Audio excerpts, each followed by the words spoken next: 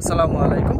তো আজকে এই বিষয়টা শেয়ার করব। আসলে ফাইনাল এক্সিট কারা করতে পারবেন না, ফাইনাল এক্সিট করতে পারবেন না যারা এই দেশে মামলায় আছেন, বা টাকার মামলা হোক বা কোনো কোম্পানির মামলা হোক বা আপনার সাথে কেউ শত্রুতামিকের মামলা দিছে।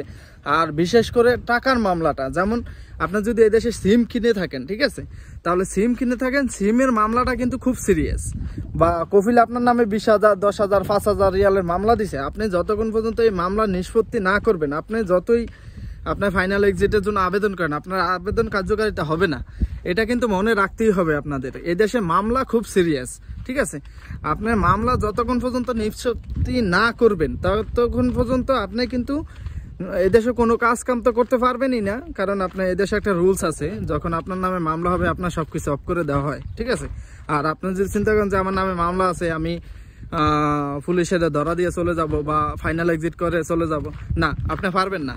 আপনি না পুলিশের ধরা, পুলিশ আপনাকে ধরবে যে, কিন্তু যখন থানায় নিয়ে দেখবে যে আপনার ফিঙ্গার যখন ওরা দিবে, ঠিক আছে, আপনার ডিটেলস চেক করার জন্য, তখন যদি দেখে যে আপনার নামে মামলা আছে, আসলে ওরা আবার ছেড়ে দিবে।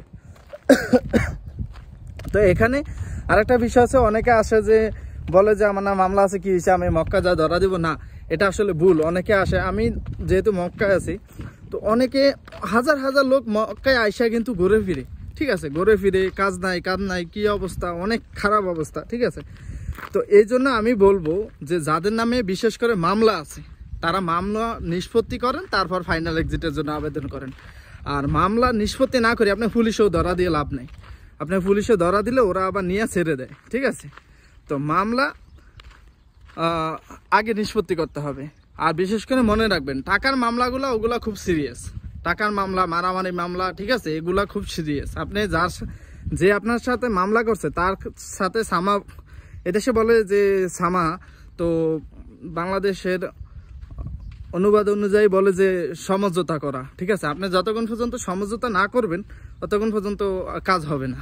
তো চেষ্টা করবেন যে যদি মামলা থাকে, যেই মামলা দেয় তার সাথে সমঝোতা করে, টাকার হোক, মারামারি হোক বা যাই হোক মামলা, ওই মামলাগুলা আপনি নিষ্পত্তি করে তারপর আপনি আবেদন করেন বা পুলিশে ধরা দিয়ে যান, আপনি ওইভাবে যাইতে পারেন, ঠিক আছে।